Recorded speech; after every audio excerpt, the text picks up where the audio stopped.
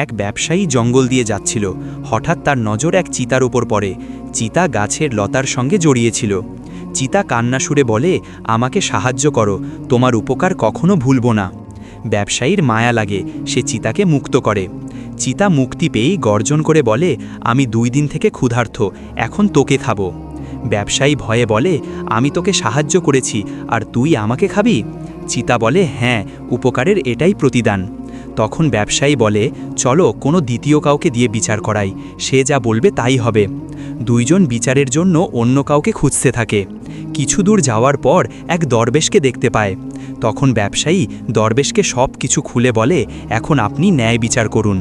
সব শুনে দরবেশ মুচকি হেসে বলে, প্রথমে আমাকে সেই জায়গা দেখাও যেখানে চিতা ফেসেছিল। সেখানে গিয়ে দরবেশ বলে, এখন এই চিতাকে সেভাবেই বাঁধো যেভাবে আগে বাঁধা ছিল, যাতে আমি নিজের চোখে সব কিছু দেখতে পারি।